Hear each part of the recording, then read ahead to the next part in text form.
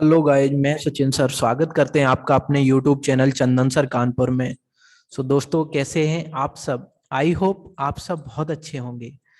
जैसा कि गाइज आपको पता है, डेली हमारे चैनल पर आपके लिए मैथ का एक शानदार सेगमेंट आता है जिसमें हम डिस्कस कर रहे हैं अच्छे अच्छे क्वेश्चनों को। हम इसमें क्या कर रहे हैं गाइज, हम अच्छे क्वेश्चनों की प्रैक्टिस कर रहे हैं। तो प्यारे बच्चों, ये जो प्रैक्टिस सीरीज है सभी एग्जामों के लिए बहुत ही बेनिफिशियल है गाइज। हमारे रेलवे की अगर बात करें हम, तो रेलवे में NTPC CBT 2 and group D के लिए अब ज्यादा दिन शेष बिल्कुल नहीं है गाइज। प्यारे बच्चों, आप जुट जाइए, मेहनत में लग जाइए, क्योंकि वो घड़ी अब आ गई है जिसका आपको बिल्कुल इंतजार था। तो गाइज, केवल हमारे 60 डे बचे हुए हैं और इस 60 डे में अपनी प्रिपरेशन को और स्ट्रॉन्ग करिए, ज्यादा से ज्यादा रिवीजन करिए चीजों को। तो आप बने रहिए हमारे साथ चंदन सर कानपुर यूट्यूब चैनल पर। गाइज, अगर बात करें हम यूपी में, तो अभी यूपी में फिलहाल ही बहुत जल्द लेखपाल की भी वैकेंसी आने वाली है, यूपी पुलिस की भी वैकेंसी आने वाली है। तो आपको इन सारी तैयारियों को बहुत अच्छे लेवल पे लेके चलना है। तो गाइज, आप हमारे साथ बिल्कुल बने रहिए और अपनी पढ़ाई को शिद्दत के साथ पूरा करिए गाइज, जिससे आपको आपकी मंजिल मिल पाए। ठीक है ना गाइज? तो बिना टाइम वेस्ट किए शुरू करते हैं हम अपनी प्रैक्टिस सीरीज को गाइज। और ये प्रैक्टिस सीरीज में आपको गाइज जरूर कुछ नया सीखने को मिलेगा। तो आइए, बिना टाइम वेस्ट किए हम शुरू करते हैं अपनी टेस्ट सीरीज को। चलते हैं हम क्वेश्चन नंबर 1 की तरफ। आइए गाइज, क्वेश्चन नंबर 1 क्या है कि पिता की उम्र पुत्र की उम्र की 6 गुनी है। पिता की उम्र पुत्र की उम्र की 6 गुनी है। 4 वर्ष पहले पिता की उम्र पुत्र की उम्र की 16 गुनी थी। तो पिता की उम्र क्या है? देखिए गाइज, इस सवाल को पहले पढ़िएगा। ये जो हमारा सवाल दिया गया है, एज एक चैप्टर आता है एज, ये एज चैप्टर से ही ये सवाल है। देखिए, एक पिता है, हमने मान लिया कि फादर एफ और पुत्र है एस, सन। ठीक है ना गाइस? ये हमसे क्या कहा जा रहा है कि पिता की उम्र पुत्र की उम्र की 6 गुनी है। तो देखिए, और क्या बोला जा रहा है कि 4 वर्ष पहले पिता की उम्र पुत्र की उम्र की 16 गुनी थी। 4 वर्ष पहले, अगर मैं 4 वर्ष पहले की बात करें, तो 4 वर्ष पहले क्या थी? 16 गुनी थी। यानी कि जब 4 वर्ष पहले पुत्र की उम्र 1 थी तो पिता की उम्र 16 थी, 4 वर्ष पहले। अगर मैं 4 साल बाद की बात करें, अगर मैं इनमें दोनों में 4-4 साल जोड़ दें, तो क्या अब ये प्रेजेंट एज आ जाएगी? बिल्कुल आ जाएगी गाइज। ये तो ओल्ड एज है। ये क्या है? Old age. ये आपकी ओल्ड एज है। 4 वर्ष पहले का रेशियो क्या है? 16:1। 4 वर्ष बाद इनके रेशियो क्या बन गया कि पिता की उम्र पुत्र की उम्र की 6 गुनी है। तो देखिए, पिता की उम्र जब 6 है तो पुत्र की उम्र कितनी होगी? 1। ठीक है, तभी तो 6 गुना होगा। Very good. चलते हम इस क्वेश्चन की तरफ और समझते हैं क्या चीजें हैं। हम ऐसे क्वेश्चन करने के लिए हम क्या करेंगे, इसकी क्रॉस मल्टीप्लाई कराएंगे। 1 की जब क्रॉस मल्टीप्लाई कराएंगे 16 में तो 16, और 6 की क्रॉस मल्टीप्लाई कराएंगे 1 में तो कितना आ जाएगा? 6। अब हमें ये देखना है, इन दोनों का डिफरेंस देखना। 16 एकम 16, और किसका डिफरेंस देखना? 6 एकम 6। तो अंतर कितना आया? इन दोनों में जो अंतर आया वो 10 आ गया। इन दोनों का अंतर कितना आ गया? 10 आ गया। अब आपको क्या करना है गाइज, इस 1 की क्रॉस मल्टीप्लाई करानी है इस 4 में, फिर इस 6 की क्रॉस मल्टीप्लाई करानी है 4 में, और ये देखना है इन दोनों का भी अंतर देखना है। क्या देखना है? इन दोनों का भी अंतर देखना है। दोनों ही प्लस प्लस में है, इसलिए हम क्या करेंगे? अंतर देखते हैं। यानी कि समान चिन्ह जब होंगे तब हम अंतर देखेंगे, यानी कि घटाएंगे।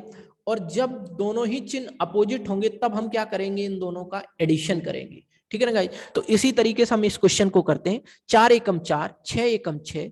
अगर मैं 6 और 4 में अंतर देखेंगे तो देखिए, देखिए सॉरी, 6 चौके 24, 1 चौके 4, यानी कि 24 और 6 में कितना अंतर आया?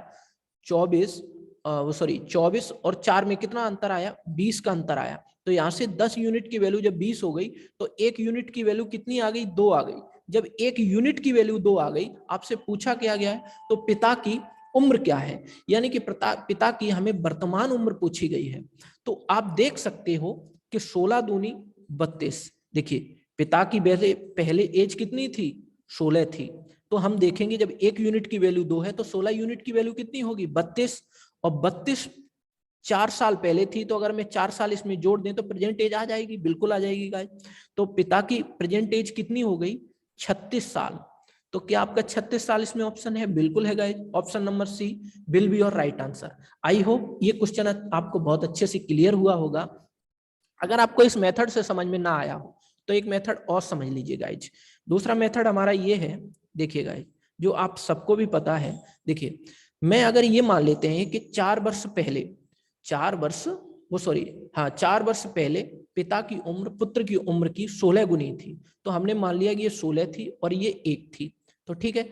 अगर मैंने ये कह दिया, इसको मैं रेशियो हटाएंगे तो x लगा लेंगे दोनों साइड, और अगर मैं इसमें 4 जोड़ देंगे, 4 इधर भी जोड़ दीजिए, तो क्या ये प्रेजेंटेज आ जाएगी? बिल्कुल आ जाएगी। तो हमने ये कह दिया कि ये दोनों क्या आ गई? प्रेजेंटेज आ गई।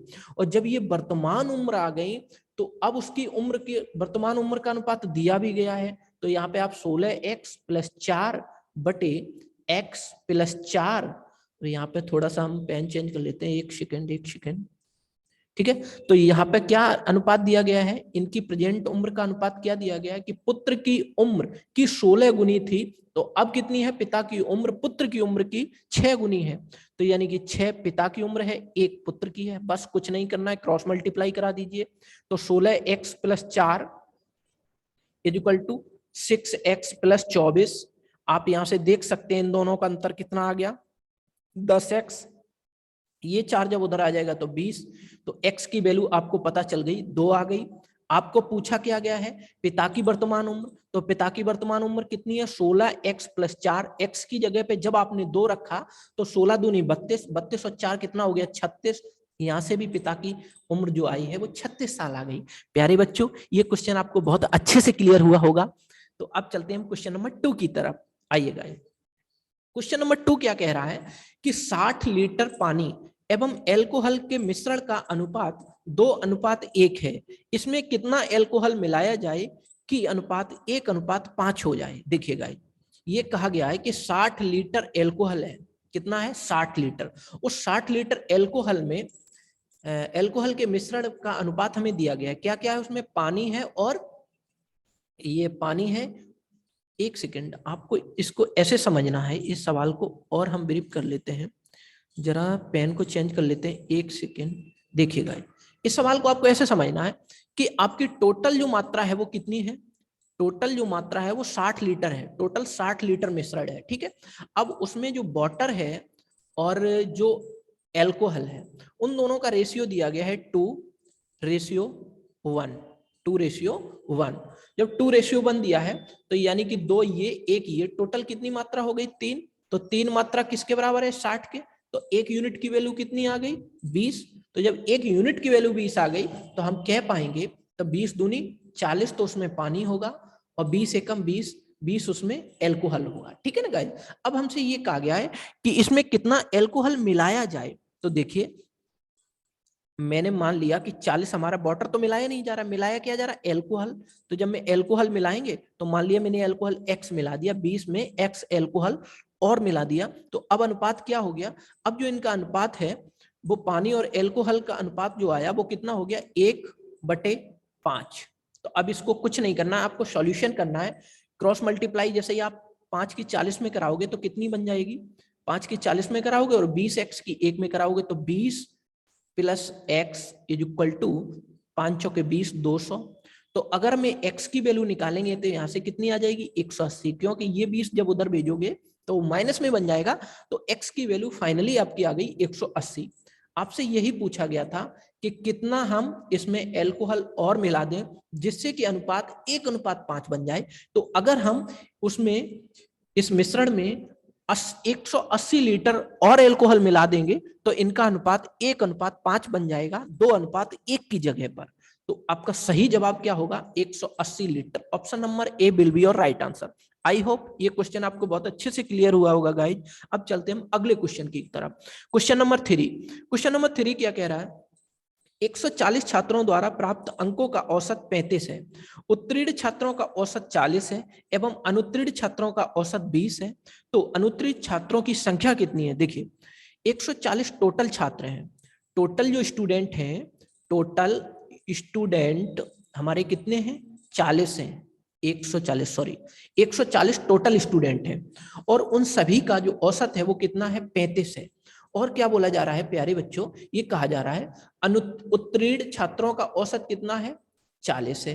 जो हमारे उत्तीर्ण छात्र हैं उनका तो औसत 40 है, और जो हमारे फेल छात्र हैं उनका औसत कितना है, उनका औसत 20 है। तो अनुत्तीर्ण छात्रों का औसत हमें बताना है। प्यारे बच्चों, आप इसमें क्या करेंगे, एलिगेशन लगा सकते हैं। क्या लगाएंगे इसमें, एलिगेशन।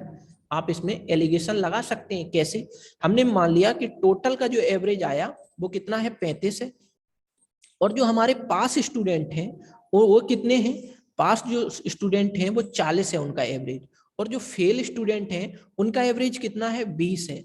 तो अगर मैं यहाँ से देखेंगे, अधिक वाले में से कम वाले को घटाते हैं, तो 40 में से 35 गई 5, और 20 यानी कि 35 में से 20 गई, कितना आ गया, 15। तो आप यहाँ से देख पाए कि 5 एकम 5 और 5 तिया 15, हमने सिंपल रेशियो बना लिया 3:1। अब ये टोटल वैल्यू कितनी आ गई, यानी कि 3 यूनिट पास है, 1 यूनिट फेल है, टोटल कितने हो गए, 4। तो क्या ये 4 यूनिट उस 140 के बराबर है, बिल्कुल है। तो 4 तिया 12, 4 पंजे 20, 1 यूनिट की वैल्यू आ गई 35। जब 1 यूनिट की वैल्यू 35 आ गई, तो आपको यह बताना है, तो अनुत्तीर्ण छात्रों की संख्या बतानी है। तो अनुत्तीर्ण छात्रों की संख्या मेरे अकॉर्डिंग फेल वाले कितने हैं, 1 है। जब मेरे अकॉर्डिंग 1 है, तो जब 1 यूनिट की वैल्यू 35 है, 35 का गुणा 1 में करोगे तो कितना आ जाएगा, 35 ही आ जाएगा। तो फेल छात्र 35 हैं। अगर मैं पास की बात करें कितने हैं, तो 35 गुणे 3, 35 दूनी 70, 35 दिया 105। 105 तो आपके पास हैं, ये क्या है, पास स्टूडेंट है, और ये क्या है, आपके फेल स्टूडेंट है। तो आपने दोनों ही बता दिए, पास कितने, फेल कितने। तो आपका यहाँ पूछा गया था फेल छात्रों की संख्या, तो फेल छात्र कितने आ गए, 35। Option number B will be your right answer. प्यारे बच्चों, ये क्वेश्चन भी आपको बहुत अच्छे से क्लियर हुआ होगा गाइस। आप बने रहिए हमारे साथ, आपको जरूर कुछ नया सीखने को मिलेगा। बहुत सारी चीजें ऐसी हैं जो आपको एज इट ही पेपर में देखने को मिलेंगी। प्यारे बच्चों, आप हमारे ऊपर विश्वास रखिए, हम आपके विश्वास पर खरा उतरेंगे। तो गाइस चलते हैं अगले क्वेश्चन की तरफ। Question number 4। क्वेश्चन नंबर 4 हमसे क्या कह रहा है कि ममता किसी दूरी की आधी, टोटल दूरी की आधी दूरी यानी कि 10 किलोमीटर पर घंटे से तथा शेष आधी दूरी 15 किलोमीटर पर घंटे से जाती है, तो उसे 30 मिनट लगता है। तो दूरी टोटल हमें बतानी है। तो सपोज दैट ये हमने टोटल दूरी मान ली, ये कोई दूरी है, ये कोई पॉइंट ए है और ये कोई पॉइंट बी है, ये टोटल डिस्टेंस है। जो ये टोटल डिस्टेंस है, ये टोटल डिस्टेंस हमने मान ली सपोज दैट 2D है, ठीक है। 2D हमने इसलिए मानी क्योंकि आधी दूरी d बन जाएगी, फिर आधी दूरी d बन जाएगी। अगर मैं इसे आधी दूरी को d मान ले और आधी दूरी को d मान ले, तो क्या 2D बन जाएगा, बिल्कुल बन जाएगा। इसलिए हमने 2D मान लिया प्यारे बच्चों। अब चलते हम आगे की तरफ। हमसे ये कहा जा रहा है कि आधी दूरी हमारी d दूरी किस स्पीड से, 10 किलोमीटर पर घंटे से, और आधी शेष जो आधी दूरी है वो किस किलोमीटर प्रति घंटे से, 15 किलोमीटर प्रति घंटे से जब जाती है। तो ये देखो किलोमीटर पर घंटे में है, तो ये दूरी किस में होगी, किलोमीटर में होगी।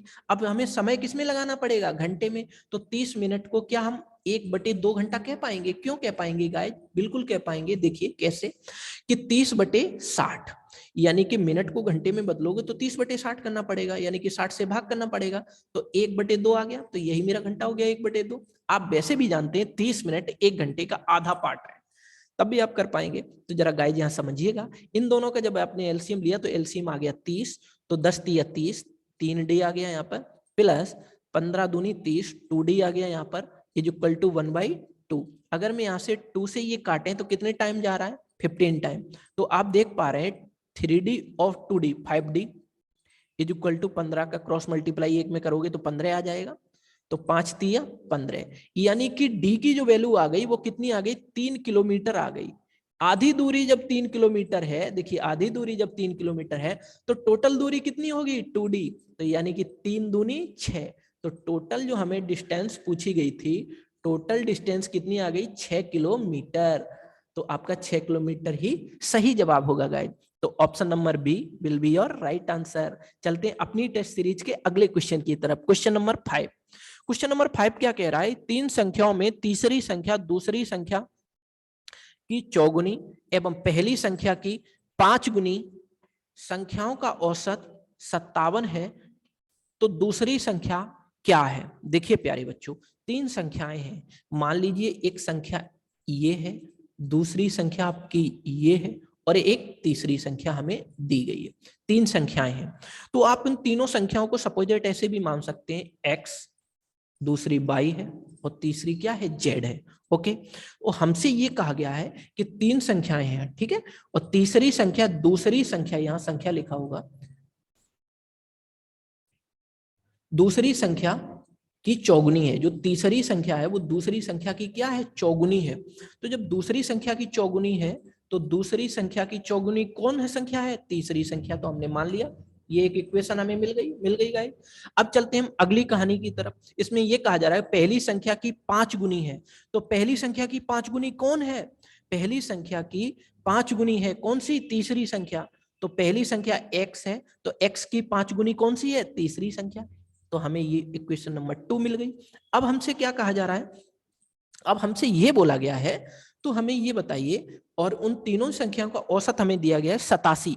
जब तीनों संख्याओं का औसत आपको 87 दिया गया है तो आपको दूसरी संख्या बतानी है। अब गाइस एक बात समझने की कोशिश करना, क्या मैं यहाँ से y की वैल्यू निकाल पाऊंगा इस इक्वेशन से। देखो अगर मैं y की वैल्यू यहाँ से निकालूं तो y इक्वल टू ZY4 लिख पाऊंगा, बिल्कुल लिख पाएंगे गाइस। इसी तरीके से यहाँ क्या मैं x की वैल्यू फाइंड आउट कर पाऊंगा, बिल्कुल कर पाएंगे प्यारे बच्चों, ZY5। तो हमने यहाँ तक इतनी चीज कर ली। आई होप इतनी बात आपको अच्छे से क्लियर हुई होगी। अब चलते हैं हम अगली कहानी की तरफ। इसमें अगला क्या बोला गया है, और ये कहा गया है तीनों संख्याओं का औसत दिया गया है। तो आपको अब एक चीज अच्छे से पता चल गई कि जब तीनों संख्याओं का औसत दिया गया है तो मान लीजिए पहली संख्या कितनी आ गई मेरे पास, पहली जो संख्या आई x का मान कितना आ गया।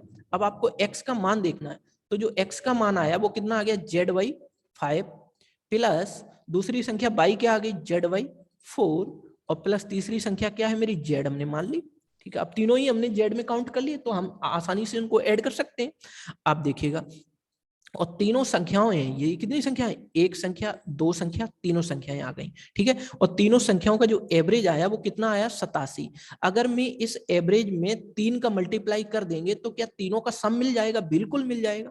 तो हम यहाँ 3 की मल्टीप्लाई कर देंगे। ठीक है, अब जरा हम देख लेते हैं, अगर मैं इसको और आगे सॉल्यूशन करेंगे तो हम ये देख पाएंगे कि 4 और 5 का एलसीएम लेंगे तो एलसीएम कितना आ जाएगा, 20 आ जाएगा। जब 20 आ जाएगा, 5 चौके 20 तो 4z आ जाएगा। फिर यहाँ से करेंगे 4 पंजे 20 तो 5z आ जाएगा। फिर यहाँ पे कितना आ जाएगा, 20z आ जाएगा। और 20z इक्वल टू कितना हो जाएगा, 87 इंटू 3। अब आप यहाँ से एक चीज समझिएगा, 5 4 9, 9 और 20 कितना हो गया, 29। अब इस बात को मैं यहाँ लिख देते हैं, यहाँ पे 1 मिनट, तो 29z upon 20 is equal to 87 into 3। तो आप यहां से अच्छे से देख पा रहे हैं 29 इस 87 को कैंसिल आउट कर देगा। जरा देखिए कितने टाइम ये कैंसिल आउट कर रहा है, 3 टाइम कर रहा है। देखिए 9 3 27, 9 3 दूनी 6 और 1 6 और 2 8, वेरी गुड। ये 3 बार चला गया तो 3 3 9 और 9 दूनी 18। तो z की वैल्यू कितनी आ गई, यहाँ 180 आ गई। आपसे क्या पूछा गया, दूसरी संख्या। तो जब दूसरी संख्या पूछी गई, दूसरी संख्या हमने क्या मानी, 22। हमसे इसकी मान पूछा गया, इसका मान। तो 22 का मान जब पूछा गया, z का मान आपको पता चल गया 180 है, बटे 4 करोगे तो क्या हमें 22 की वैल्यू पता चल जाएगी, बिल्कुल पता चल जाएगी। 4 चौके 16 और 4 पंजे 20, तो 22 की वैल्यू कितनी आ गई, 45। तो option number B will be your right answer. I hope ये क्वेश्चन भी आपको बहुत अच्छे से क्लियर हुआ होगा गाइज। ये क्वेश्चन थोड़ा सा मॉडरेट था, मॉडरेट कुछ भी नहीं कह सकते हो, क्योंकि थोड़ी सी इसकी थ्योरी ऐसी है जिससे ये थोड़ा सा कॉम्प्लिकेटेड बन रहा है, लेकिन आप इसको बना पाएंगे, ज्यादा कॉम्प्लिकेटेड नहीं है, केवल लेंथी हो रहा है बस गाइज। चलते हैं हम अगले क्वेश्चन की तरफ। Question number 6। क्वेश्चन नंबर 6 हमसे क्या कह रहा है कि एक नाव धारा के साथ 15 किलोमीटर जाने में 1 घंटे का समय लेती है और लौटने में उसे 3 घंटे का समय लगता है, तो शांत जल में 25 किलोमीटर जाने में कितना समय लगेगा। देखिएगा ये बोट एंड स्ट्रीम वाले चैप्टर का क्वेश्चन है, बोट एंड स्ट्रीम। देखिएगा ये जो बोट एंड स्ट्रीम वाले यानी कि नाव और धारा, नाव एंड धारा, नाव धारा वाले चैप्टर से ये क्वेश्चन हमें दिया गया है। तो देखिए गाइस, नाव और धारा वाले चैप्टर में एक चीज हम आपको बेसिकली बता देते हैं। देखिए एक कोई नदी है, मान लीजिए ये आपकी एक नदी है और ये नदी का बहाव इस साइड में है, मान लेते हैं इस तरीके से है, इस दिशा में नदी का बहाव है। तो अगर हम ये देखें कि इसमें एक बोट रखी हुई है, एक बोट जा रही है, ठीक है, एक बोट ये है, ठीक है गाइज, ये एक बोट है। जब ये नाव यानी कि बोट इस स्ट्रीम में जाएगी, यानी कि इस धारा में जाएगी, तो हम ये देखेंगे कि जब धारा का बहाव इधर है और ये नाव भी इधर जा रही है, तो क्या ये दोनों ही चालें आपस में हम देखेंगे, क्योंकि ये नाव भी स्पीड से जाएगी, क्योंकि इधर ही बहाव है और इधर ही नाव की स्पीड भी है, तो ये स्पीड क्या हो जाती है, इसमें इंक्रीज हो जाती है। ये जो हमारा ट्रेन वाला एक चैप्टर आता है, टाइम स्पीड एंड डिस्टेंस, उसका ये ठीक अपोजिट समझ लीजिए एक तरीके से। क्यों? कि उसमें क्या होता है, जब एक ही दिशा में जाते हैं तब चालें घटती हैं, विपरीत दिशा में जाने पर चालें बढ़ती हैं। तो इसमें क्या हो जाता है कि जब एक ही दिशा में जाते हैं, यानी कि जिधर नाव का जाना है उधर ही अगर धारा का बहाव भी है, तो चालें जुड़ जाती हैं, ठीक है ना, तो स्पीड अधिक हो जाती है कहने का मतलब, ठीक है ना गाइस। तो इसमें हम क्या मान लेते हैं, अब इसको समझिए गाइस। देखिए क्वेश्चन को करते हैं हम कि नाव धारा के साथ 15 किलोमीटर जाने में 1 घंटे का समय लेती है। तो मान लीजिए मैंने ये मान लिया यहाँ पर कि मेरी जो नाव की चाल है वो x है, प्लस धारा की चाल हमने y मान ली, ठीक है, यानी कि नाव की चाल हमने x मानी है, धारा की चाल हमने y मान ली। आप ऐसे मान सकते हैं नाव की जो स्पीड है, नाव की चाल सपोज दैट आपने x मान ली, और जो धारा की चाल जो मानी है आपने, धारा की चाल सपोज दैट धारा की चाल आपने y मान ली, तो ठीक है, जब एक ही दिशा में जाती हैं, एक नाव धारा के साथ, देखो बोला गया है एक नाव धारा के साथ, तो हमने नाव की चाल कितनी मान ली x, धारा की चाल हमने y मान ली, तो दोनों ही चालें जुड़ जाएंगी, और जुड़ने के बाद इनको 15 किलोमीटर जाने में 1 घंटा का समय लगता है। तो यानी कि 15 किलोमीटर जाने में 1 घंटे का समय लगता है, तो इनकी फाइनली स्पीड 15 किलोमीटर प्रति घंटा आ गई, बिल्कुल आ गई, क्योंकि दूरी बटे समय, समय 1 घंटे, 1 घंटे से भाग करेंगे तो 15 किलोमीटर आ जाएगी। तो यानी कि 15 किलोमीटर पर घंटे यानी कि धारा की दिशा में चाल आ गई। अब देखते हैं धारा की विपरीत दिशा में, जब हम विपरीत दिशा में जाएंगे तो नाव की चाल में से ये धारा की चाल घटाएंगे, तभी तो विपरीत होगा, बिल्कुल होगा गाइस। तो वही दूरी जाने में, ये 15 किलोमीटर की ही दूरी जाने में हमें 3 घंटे लगते हैं जब धारा के विरुद्ध जाते हैं हम, तो 3 घंटे का समय लगता है। 15 किलोमीटर जाने में 3 घंटे का समय लगता है, तो चाल कितनी आ जाएगी, दूरी बटे समय बराबर चाल आ जाता है, तो 3 पंजे 15, तो यानी कि 5 किलोमीटर पर घंटे इसका क्या आ गया, स्पीड आ गई, ठीक है। तो अब मैंने इन दोनों ही बातों को सेटिस्फाई कर लेंगे, जरा देखिएगा, यहां से जब हम इसको निकालेंगे, दोनों इक्वेशन को सॉल्व करेंगे, तो 22 से ये 22 कैंसिल आउट हो जाएगा, क्यों कि एक प्लस में एक माइनस में है। जब हम इन दोनों को जोड़ेंगे तो यहाँ आ जाएगा 2x, यहाँ आ जाएगा 20, तो यहाँ से हम x की फाइनली वैल्यू निकाल पाए, x की वैल्यू कितनी आ गई, 10 आ गई। जब x की वैल्यू 10 आ गई, तो आपसे पूछा क्या गया है, आपसे ये पूछा गया है कि शांत जल में 25 किलोमीटर जाने पर, तो देखिए शांत जल है, न तो जल का बहाव किसी दिशा में नहीं है, ऐसे समझ लीजिए, यानी कि जो जल का बहाव है बिल्कुल एकदम जल शांत है, किसी भी दिशा में इसका बहाव नहीं है। जब जल शांत है तो 25 किलोमीटर जाने में, अब मैंने ये जो निकाली थी, ये क्या मान लिया था, मान लीजिए x मैंने निकाल ली, ये मैंने नाव की चाल मान ली थी या धारा की चाल मान ली थी, आप किसी को भी अपोजिट भी मान सकते हैं, ऐसी कोई दोहराए वाली बात नहीं है। तो आप यहाँ पे ऐसे भी कह सकते हैं कि शांत जल में नाव की चाल मान लीजिए, ये शांत जल में, यहाँ पे शांत जल में नाव की चाल होती है, शांत जल में, शांत जल भी कह सकते हैं, नाव की चाल x है।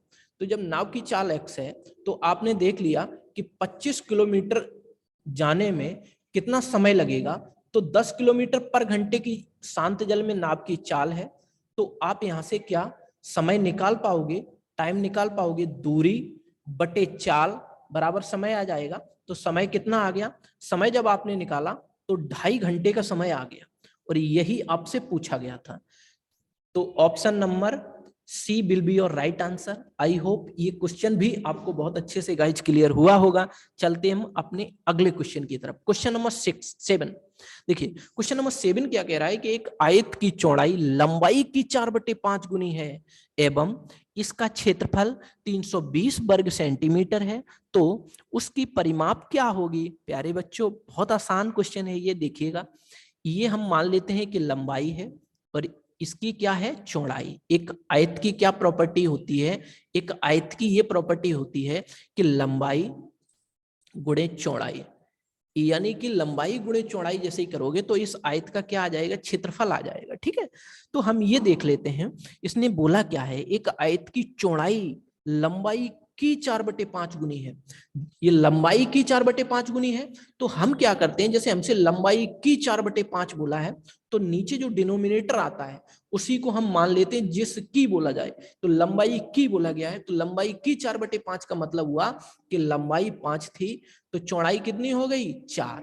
ओके गाइस, ये 4:5:4 आ गया। ठीक है, अब हमसे पूछा गया है कि इसका क्षेत्रफल 320 वर्ग सेंटीमीटर है, तो उसकी परिमाप बताइए।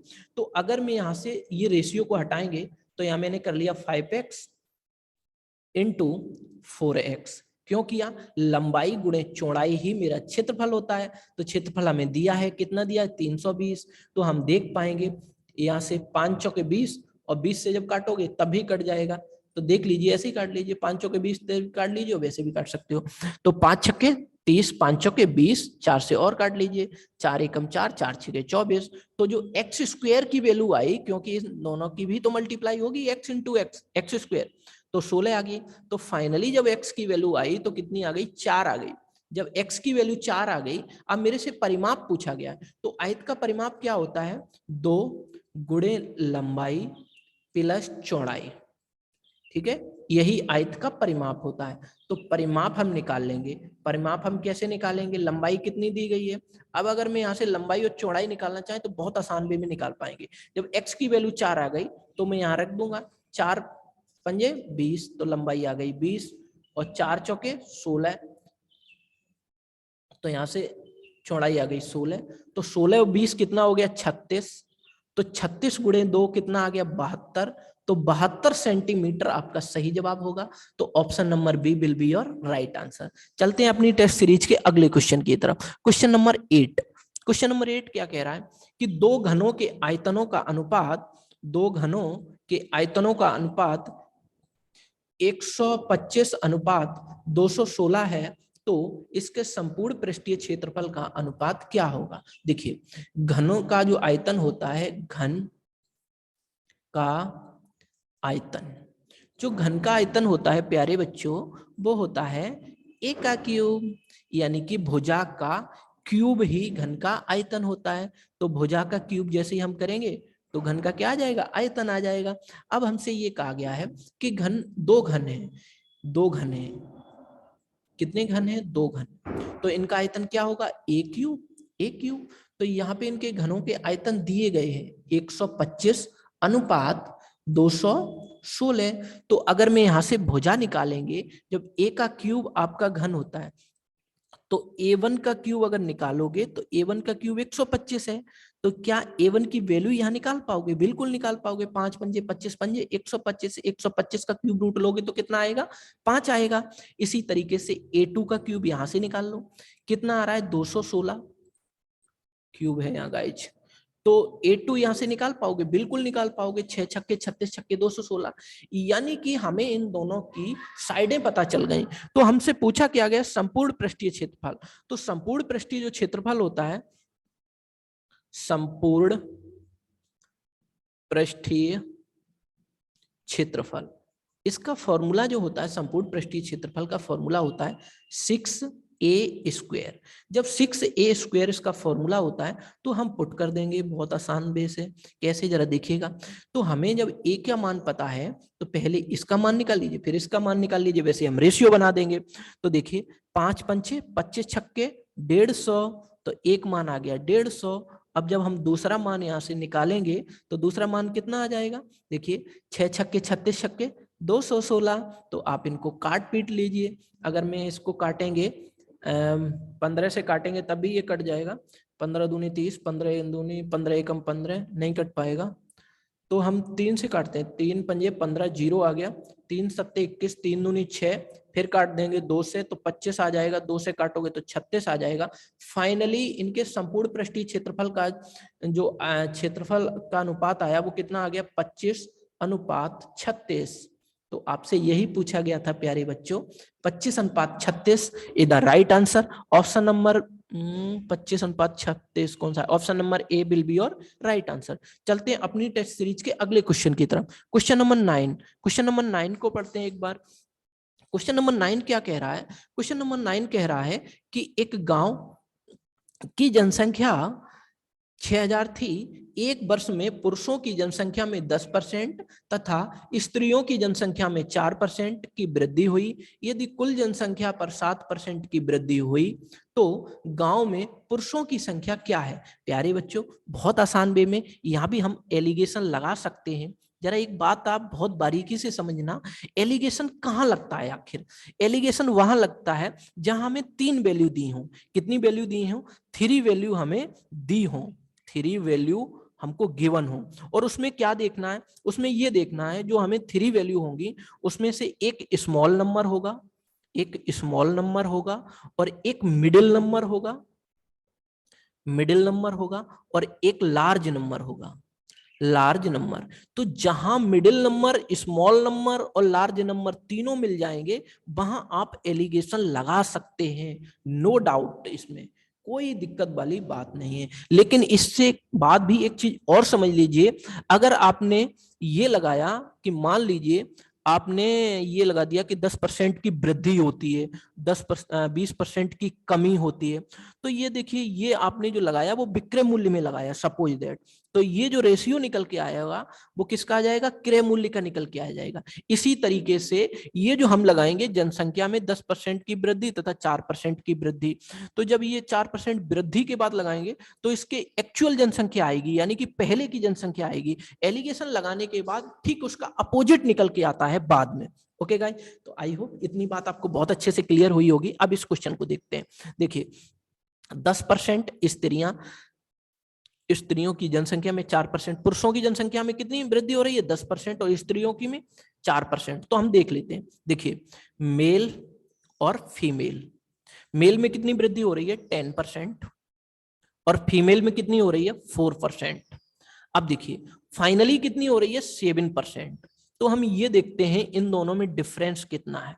देखिएगा जब 10% की वृद्धि हो गई, 7 और 10 में कितना अंतर आया? 3 का, ठीक है। और 4 में और 7 में कितना अंतर आया? 3 का, यहां से भी आ गया। तो यानी कि ये 3 और ये 3, तो इन दोनों को सिंपल रेशियो में जब बनाओगे तो 1:1 बन जाएगा। तो टोटल ये कितनी मात्रा बन गई? यानी कि टोटल कितनी हो गई जनसंख्या? 1 और 1 2, मेरे अकॉर्डिंग 2 यूनिट हो गई टोटल, ठीक है। लेकिन क्वेश्चन के अकॉर्डिंग दी जा रही है कि टोटल गांव की जनसंख्या कितनी थी? 6000। तो जब 2 यूनिट बराबर 6000 है तो क्या आप एक यूनिट की वैल्यू निकाल नहीं पाओगे? बिल्कुल निकाल पाएंगे गाइस। कितनी आ गई एक यूनिट की वैल्यू? 3000 आ गई। आपसे पूछा क्या गया है? तो गांव में पुरुषों की जनसंख्या कितनी है? तो देखिए पुरुषों की जनसंख्या कितनी निकल के आई? यहाँ पे 1। और महिलाओं की जनसंख्या कितनी निकल के आई? महिलाओं की भी 1 आई है। तो यानी कि 1 यूनिट का जब गुणा 3000 में करोगे यानी कि तो 3000 आएगा। तो यहाँ पे मेल भी 3000 है और फीमेल भी 3000 है, ठीक है। आपसे पूछा गया था पुरुषों की संख्या, तो यहाँ पे आप ऑप्शन करेंगे, option number C will be your right answer. 3000 पुरुष थे, ठीक है ना गाइस, और 3000 ही महिलाएं निकलेंगी। ओके, चलते हैं अगले क्वेश्चन की तरफ। क्वेश्चन नंबर 10, दो संख्याओं का गुणनफल उन संख्याओं के योग से 23 अधिक है। यदि उन संख्याओं का अंतर 2 हो तो उसका गुणनफल क्या होगा?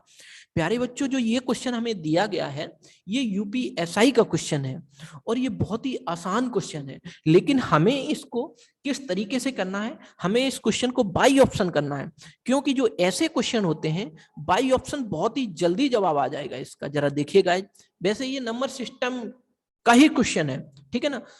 नंबर सिस्टम कह लीजिए, सिंप्लीफिकेशन, दोनों मिक्सअप कह लीजिए चीजों का, ठीक है। तो ये बाई ऑप्शन जब करेंगे तो बहुत आसान इसका आंसर बन जाएगा। देखिए दो संख्याओं का गुणनफल उन संख्याओं के योग से 23 अधिक है। यदि उन संख्याओं का अंतर 2 है तो उन संख्याओं का गुणनफल क्या होगा? देखिए दो संख्याएं हैं और उन दोनों संख्याओं का जो अंतर आ रहा है वो कितना आ रहा है? 2 आ रहा है। तो हमें ये देखना तो उन संख्याओं का गुणनफल क्या होगा। तो हमें प्यारे बच्चों बाई ऑप्शन ये देखना है, क्या इन दोनों ही संख्याओं में अंतर हमारा 2 आ रहा है? 5 और 3 में भी 2 है। अब यहाँ देखिए 8 और 4 में क्या अंतर 2 है? नहीं है। तो हम 35 को पहले उठाते हैं। देखिएगा हमने मान लिया कि दो संख्याओं का गुणनफल उन संख्याओं के योग से 23 अधिक है। तो अगर मैं दो संख्याएं ये मान ली कि 3 है और ये 5 है, ठीक है। एक सेकंड, ये देख लूं मैं क्या ऑप्शन इसके सही है। 3 मान लिया मैंने, 5 मान लिया मैंने, बिल्कुल सही है। इतनी बात तो 3 भी होगा और 5 भी होगा, 3 भी होगा और 5 भी होगा। अब चलते हैं अगले। इसमें गाइज एक ऑप्शन मिस्टेक है, जो ऑप्शन होगा 75। ठीक है, लेकिन आप इस तरीके से भी कह सकते हो, कोई दिक्कत वाली बात यहाँ पे आपको नहीं है। ठीक है, एक ऑप्शन इसमें 75 और होगा, यहाँ पे एक ऑप्शन 75 जरूर होगा, ये 6 हो नहीं सकता, ये 75 होगा। तो देखिएगा, एक तो अंतर यहां से 2 आ रहा था और एक अंतर यहां से भी 2 ही आ रहा है। ठीक है, तो देखिएगा, हमने ये कहा है कि दो संख्या हमने मान ली, एक संख्या 3 है, एक संख्या 5 है, उन दोनों संख्याओं का गुणनफल उन संख्याओं के योग से 23 अधिक है। तो दोनों संख्याओं का गुणनफल कितना आया? 15। और दोनों संख्याओं का जब योग करोगे तो कितना आएगा? 8। क्या इन दोनों में 23 का अंतर आ रहा है? बिल्कुल नहीं आ रहा है, इन दोनों में तो 7 का अंतर आ रहा है। तो इसलिए ऑप्शन ए बनेगा नहीं। जब ऑप्शन ए नहीं बनेगा, फिर क्या आप चेक करेंगे? फिर आप चेक करेंगे दूसरा ऑप्शन, जिसमें हमें अंतर कितना दिया गया हो, जिसमें हमें अंतर दिया गया हो 2। तो अब देखिए, इन दोनों में भी अंतर 2 है। अब इसको चेक कर लेते हैं। 5 7 गुणे 5, तो कितना आ गया उनका गुणनफल? 5 सत्ते 35। और अगर इन दोनों को जोड़ेंगे तो कितना आ जाएगा? 7 और 5 12। तो देखेंगे क्या इन इसके दोनों संख्याओं के गुणनफल में और दोनों संख्याओं के योगफल में क्या 23 का अंतर आ रहा है? बिल्कुल आ रहा है गाइस, 23 का अंतर आ रहा है। क्या इन दोनों संख्याओं में 2 का अंतर है? ये भी है। यानी कि यही हमसे पूछा गया था, दो संख्याओं के गुणनफल, तो दो संख्याओं का गुणनफल 35 आ गया। उन संख्याओं के योग से, उन संख्याओं के योग 12 आ गया, से 23 अधिक है। तो देखो 12 से 35 23 अधिक है, बिल्कुल है। यदि उन संख्याओं का अंतर 2 है, इन दोनों संख्याओं का अंतर कितना आ गया? 2। 5 और 7 में अंतर कितना है? 2 हो, तो उन संख्याओं का गुणनफल क्या होगा? तो उन संख्याओं का गुणनफल क्या होगा हमसे, लेकिन ये पूछा गया है कि उन संख्याओं का गुणनफल क्या होगा। तो हम ये देखेंगे, तो उन संख्याओं का जो गुणनफल निकल के आएगा वो क्या निकल के आएगा? 5 सत्ते 35। लेकिन हमें पूछा जो गया है उसमें गुणनफल पूछ लिया गया गाइज। जब उसमें गुणनफल पूछा जाए आपसे, तो आप आसान वे में बता पाएंगे कि उन दोनों का गुणनफल जो होगा वो 35 होगा। तो हमसे गुणनफल पूछा गया है, ना कि वो संख्या पूछी गई है, ना कि वो संख्या पूछी गई हैं। तो उन संख्याओं का जो गुणनफल होगा, तो गुणनफल तो 35 निकल के आएगा। क्यों? 7 पंजे 35। ठीक है, आप इस बात को निश्चिंत होकर समझ लीजिए कि आपका जो जवाब बनेगा यहाँ पर 35 बनेगा। वो क्यों बनेगा ये भी आपने अच्छे से समझ लिया। ठीक है, इसमें बाई ऑप्शन ही हम जाएंगे। इसमें जरूर आपको एक ऐसा ऑप्शन देखने को मिलेगा जिससे आप इस क्वेश्चन को सेटिस्फाई कर पाएंगे। प्यारे बच्चों, अब बढ़ते हैं अगले क्वेश्चन की तरफ। Question number 11। एक व्यक्ति अपने घर से ऑफिस 60 किलोमीटर पर घंटे की चाल से जाता है, तो वह 15 मिनट देरी से पहुंचता है। जब 80 किलोमीटर पर घंटे की चाल से जाता है तो वह 5 मिनट पहले पहुंचता है। तो उसके घर से ऑफिस की दूरी क्या है? समझिएगा इस क्वेश्चन को गाइस। उसके घर से ऑफिस की दूरी क्या है? देखिए, एक व्यक्ति है जो अपने, ये घर है उसका और ये उसका एक ऑफिस है। ठीक है, जब वो अपने घर से ऑफिस जाता है तो पहली जो स्पीड थी उसकी वो थी 60 किलोमीटर पर घंटे। तो कितनी देरी से पहुंचता है यहाँ पर? यानी कि वो 15 मिनट लेट हो जाता है। कितना लेट होता है? 15 मिनट लेट हो जाता है। जब वो 80 किलोमीटर पर घंटे की स्पीड से घर से ऑफिस जाता है तो वो 5 मिनट पहले पहुंच जाता है, 5 मिनट बिफोर पहुंच जाता है। तो आपको ये बताना है कि आखिर उसके घर से ऑफिस की दूरी है कितनी। तो ऐसे क्वेश्चन को करने के लिए आपको दूरी निकालना हो तो आप क्या करेंगे? दोनों ही स्पीडों की मल्टीप्लाई करेंगे, S1 इंटू S2, दोनों ही स्पीडें, और दोनों ही स्पीडों का आप अंतर देखेंगे, इंटू समय का अंतर देखेंगे। समय का क्या देखेंगे? डिफरेंस देखेंगे। तो हम देख लेते हैं गाइज कैसे निकालते हैं इस क्वेश्चन को। इस क्वेश्चन को समझिएगा। हमें दूरी निकालनी है। पहली स्पीड उसकी 60 थी, दूसरी स्पीड उसकी 80 हो गई। 60 में 60 और 80 में अंतर आया 20, और टाइम में कितना डिफरेंस आया? 15 मिनट देर और 5 मिनट पहले। तो देखिए, जो चीज 15 मिनट लेट थी वो 5 मिनट बिफोर हो गई, तो 15 की तो ये रिकवरी की और 5 मिनट पहले और पहुंच गया। तो इसका मतलब टोटल रिकवरी कितनी मिनट की हुई है? 20 मिनट की टोटल रिकवरी हुई है। तो 20 मिनट को अगर घंटे में बदलोगे तो 20/60 करना पड़ेगा। इस 20 से ये 20 कैंसिल आउट हो जाएगा, इस 60 से ये 60 कैंसिल आउट हो जाएगा। तो फाइनली जो हमारी दूरी आई कितनी आ गई? 80 किलोमीटर। तो आपका 80 किलोमीटर ही सही जवाब होगा। Option number A will be your right answer. चलते हैं अपनी टेस्ट सीरीज के अगले क्वेश्चन की तरफ। Question number 12। किसी कक्षा में 25 छात्रों का औसत वजन 20 किलोग्राम है। 5 छात्र और सम्मिलित करने पर औसत वजन 1 किलोग्राम कम हो जाता है, तब 5 छात्रों का औसत वजन क्या है? देखिएगा ये जो एवरेज से दिया गया क्वेश्चन है, ये किससे दिया गया आपको? एवरेज से। देखो हमसे ये कहा गया कि 25 छात्रों का औसत वजन 20 किलोग्राम है, तो हम क्या करते हैं, average into number of person कि जैसे ही मल्टीप्लाई हम करते हैं तो हमें उनका सम मिल जाता है, उन सभी का क्या मिल जाता है? योग मिल जाता है। तो 25 छात्र थे, उनका वजन कितना था? औसत कितना था? 20 किलोग्राम उनका औसत वजन था। तो अगर 25 छात्रों का टोटल वजन हम काउंट करें तो कितना हो जाएगा? 25 दूनी 50, 500 किलोग्राम हो जाएगा टोटल 25 छात्रों का वजन 20 किलोग्राम के एवरेज के अनुसार। अब क्या बोला जा रहा है? 5 छात्र सम्मिलित और हो जाते हैं। जब 5 छात्र और सम्मिलित हो गए तो 25 से कितने हो गए? अब 30 हो गए। अब उनके औसत वजन 1 किलोग्राम कम हो जाता है। तो पहले औसत वजन 20 था, अब औसत वजन कितना हो गया? 19 हो गया। तो जब 19 हो गया अब औसत वजन, तो हमें यह बताना है गाइस, औसत वजन मेरा कितना हो गया? 19। तो हमें अब ये बताना है कि आखिर 5 छात्र जो आए हैं उनका औसत वजन क्या है। तो आप देखें 19 दूनी 38, 19 तिया 57, 570 किलोग्राम हो गया। यानी कि 5 जैसे ही छात्र बढ़े वैसे ही एवरेज 1 कम हो गया। तो एवरेज 1 कम हो गया तो 19 हो गया। 19 दूनी 38, 19 तिया 57, 30 छात्रों का टोटल वजन कितना आ गया? 570 किलोग्राम।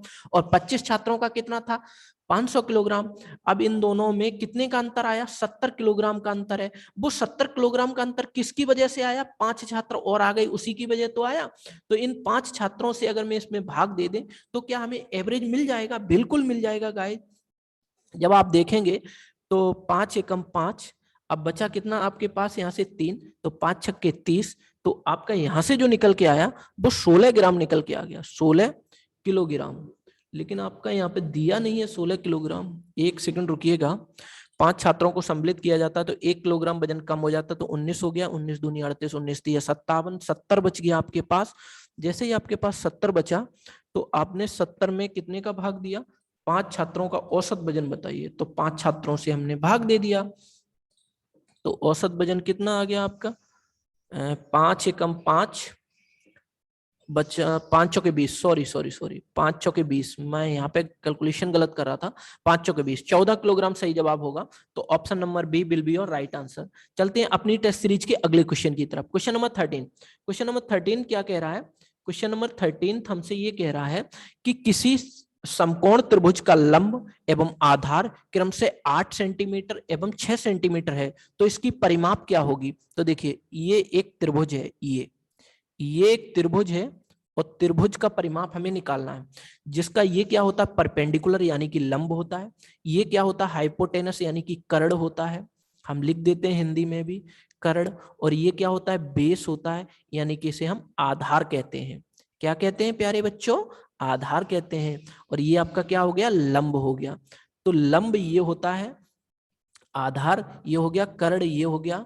हिंदी में इंग्लिश में हाइपोटेनस कर्ण को, परपेंडिकुलर लंब को, बेस को आधार कहते हैं। तो देखिए इसमें दिया गया है कि आधार आपका कितना है? आपका आधार जो दिया गया है वो आपको आधार दिया गया है 8 सेंटीमीटर, 8 सेंटीमीटर। और आपको क्या दिया गया है? लंब दिया गया है 6 सेंटीमीटर, 6 सेंटीमीटर लंब दिया गया है, 8 सेंटीमीटर आधार दिया गया है। लेकिन आप यहां से क्या कर्ण निकाल पाओगे? बिल्कुल निकाल पाओगे। आप पाइथागोरस थ्योरम से भी निकाल पाओगे। पाइथागोरस थ्योरम क्या कहती है? पाइथागोरस थ्योरम होती है वो ये कहती है कि कर्ण का स्क्वायर बराबर लंब का स्क्वायर प्लस आधार का स्क्वायर। इससे भी आप निकाल पाओगे। तो कर्ण का स्क्वायर निकालना है हमें, तो आधार का स्क्वायर और लंब का स्क्वायर हम जोड़ देंगे। तो 6 छक्के यहाँ पे कितना आ जाएगा? 36 आ जाएगा। और यहाँ पे 8 8 64, तो बन जाएगा 100। तो यानी कि कर्ण हमें यहाँ से पता चल जाएगा कितना आ जाएगा? 10 सेंटीमीटर। लेकिन आपको ऐसे न करके आपको एक पता होना चाहिए ट्रिपलेट। सबसे छोटा ट्रिपलेट होता है 3, 4 और 5। अगर मैं इसमें एक की गुणा, 2 की गुणा करेंगे तो 2 तिया 6, 2 चौके 8, 2 पंजे 10, ये भी एक ट्रिपलेट बनेगा। अगर मैं इसमें 3 की गुणा करेंगे तो 3 तिया 9, 3 चौके 12, 3 पंजे 15, ये भी एक ट्रिपलेट है। यानी कि 3, 4, 5 में हम जिसकी भी गुणा करेंगे वो एक ट्रिपलेट बनेगा। तो प्यारे बच्चों ये क्या एक ट्रिपलेट भी बन रहा है। तो यहां से भी आपका हाइपोटेनस कितना आ रहा है? 10 आ रहा है। और परिमाप पूछा गया है, तो त्रिभुज का जो परिमाप होता है पेरीमीटर होता है, पेरीमीटर। तो त्रिभुज का जो परिमाप होता है वो होता क्या, तीनों भुजाओं का योग, यानी कि hypotenuse plus perpendicular plus base, तीनों का योग होता है। तो जैसे में तीनों का योग करेंगे तो 8 और 6 14, 10 कितना हो गया 24, तो 24 सेंटीमीटर आपका सही आंसर होगा। तो option number B will be your right answer. I hope ये क्वेश्चन भी आपको अच्छे से क्लियर हुआ होगा। चलते हैं हम क्वेश्चन नंबर 14 की तरफ। 14 क्वेश्चन ये कह रहा था कि एक सर्वेक्षण में प्रेक्षकों की संख्या 40 है, यदि प्रथम 10 प्रेक्षणों का माध्य 4.5 तथा शेष का माध्य 3.5 हो तो पूरे सर्वेक्षण का माध्य बताइए। देखिए ये भी एवरेज का ही क्वेश्चन है, सर्वेक्षण जो माध्य होता है वो भी एवरेज का ही है। देख लीजिए टोटल हमें ये कार्य सर्वेक्षण में टोटल कितनी संख्या है, 40% है। ठीक है, टोटल जो नंबर है वो कितनी संख्या है, 40। यदि प्रथम 10 प्रेक्षणों का माध्य कितना दिया गया, यानी कि 10 प्रेक्षणों का माध्य जो दिया गया 4.5 दिया गया। तो अगर मैं 10 प्रेक्षणों का जो माध्य दिया गया है, इन 10 प्रेक्षणों का जब हम टोटल निकालेंगे यानी कि योग निकालेंगे तो क्या करना पड़ेगा, गुणा करना पड़ेगा माध्य में। तो जैसे मैं माध्य का मतलब एवरेज, ठीक है, तो जैसे मैं गुणा करूंगा तो यहाँ पे कितना आ जाएगा 45, यानी कि 10 प्रेक्षणों का टोटल सम कितना आ गया 45। और क्या बोला गया, तथा शेष का माध्य 3.5 है। तो जब 10 निकल गए 40 में से बचे कितने 30, तो 30 का माध्य कितना है 3.5 इक्वल टू कितना हो जाएगा 35 दूनी 70, 35 तिया 105। तो यहाँ पे बन गया 105। तो टोटल कितना हो गया आप जरा देख पा रहे हैं, आपका जो टोटल आया वो 150 आ गया, यानी कि 40 प्रेक्षणों का जो योग आया वो कितना आ गया 150। तो अब पूरे सर्वेक्षण का माध्य बताना है। तो जब टोटल आ गया आपका सभी का सम 150, तो सम में अगर मैं टोटल संख्या की भाग कर देंगे तो क्या एवरेज आ जाएगा, बिल्कुल आ जाएगा गाइज आपका एवरेज। तो 0 से 0, 4 तिया 12, अब कितना बच गया यहाँ पे 3 पॉइंट बढ़ा लिया, 4 सत्ते 28, 4 पंजे 20। तो आपका जो एवरेज आया वो कितना आ गया 3.75। Option number C will be your right answer. चलते हैं अपनी टेस्ट सीरीज के अगले क्वेश्चन की तरफ, क्वेश्चन नंबर 15, जो कि आज की क्लास का लास्ट क्वेश्चन होगा। देखिएगा 14 सेंटीमीटर कोर वाले एक ठोस घन से अधिकतम आयतन का एक लंब वृत्तीय बेलन काटा जाता है, और क्या बोला जा रहा है आगे, ये बोला जा रहा है कि इस बेलन का संपूर्ण पृष्ठ क्या होगा। देखिएगा इस सवाल को जब हम समझेंगे तो इस तरीके से है, एक घन है, आप ऐसे समझ लीजिए कि एक घन है, ये क्या है, एक घन है। एक सेकंड में बना लेते हैं घन को अच्छे से। देखिएगा ये एक घन बन गया हमारा, ये एक घन है, ये देखिए ये एक घन बन गया गाइस। और ये घन में हमें ये कहा गया है कि हाँ देखिए एक ठोस घन है जिसमें अधिकतम आयतन का क्या निकाला जा रहा है, लंब वृत्तीय बेलन। तो यहां से देखिए इस तरीके से एक बेलन निकाला जाता है, बेलन इस तरीके से आपको एक बेलन निकाला जाएगा, इसमें ज्यादा से ज्यादा लंबाई का, ठीक है, यानी कि अधिकतम आयतन का, ज्यादा से ज्यादा आयतन का एक बेलन निकाला जाएगा। तो बताइए उस बेलन का संपूर्ण पृष्ठ का क्षेत्रफल क्या होगा। देखिएगा ये जो हमारा ठोस घन था, घन में क्या होता है, एक लंबाई होती है, चौड़ाई होती है और ऊंचाई होती है, ठीक है। तो सभी इसमें क्या दी गई है 14 सेंटीमीटर होती है, 14 सेंटीमीटर ये भी है और 14 सेंटीमीटर आपका ये भी है। तो हमें ये बताना है, ठीक है, जब 14 सेंटीमीटर ये है तो क्या इसकी आप त्रिज्या बता पाओगे, इसकी बिल्कुल बता पाओगे, कितनी होगी त्रिज्या 7 होगी, क्योंकि 14 का आधा 7 होता है। तो त्रिज्या आपके पास 7 आ गई। अब बेलन का पृष्ठीय क्षेत्रफल के लिए एक फॉर्मूला होता है, वेलन का पृष्ठीय क्षेत्रफल के लिए एक फॉर्मूला होता है गाइस। वो फॉर्मूला समझिए क्या होता है, वो फॉर्मूला होता है 2πr अंडर रूट में r प्लस वो सॉरी ब्रैकेट में r प्लस h। तो हम कुछ नहीं करेंगे, सारी वैल्यू पुट कर देंगे, पाई की जगह 22/7, r की जगह 7, r प्लस h कितना हो जाएगा। अब देखिए मेरी हाइट 14 है और r कितनी है 7 है, तो 14 7 कितना हो जाएगा 21 हो जाएगा, 21 हो जाएगा यहाँ से। तो आप यहाँ से देखेंगे 7 से 7 कैंसिल आउट हो गया। आप देखेंगे 22 दूनी 44 और 44 गुणे जैसे ही आप 21 करेंगे तो आपका कितना जवाब बन जाएगा यहाँ पे जो आपका जवाब बनेगा 21 चौके 84, 4 एकम 4, 21 चौके 84 और 84 में जैसे ही आप 8 जोड़ोगे तो आपका आ जाएगा 92। कितना आ जाएगा? 92। तो 924 आपका जवाब होगा। तो 924 सेंटीमीटर स्क्वायर आपका कहाँ पे है? ये इसमें ऑप्शन दिया नहीं गया है, सॉरी। तो आपका 924 जो ऑप्शन होगा वो एकदम राइट जवाब होगा इस क्वेश्चन का।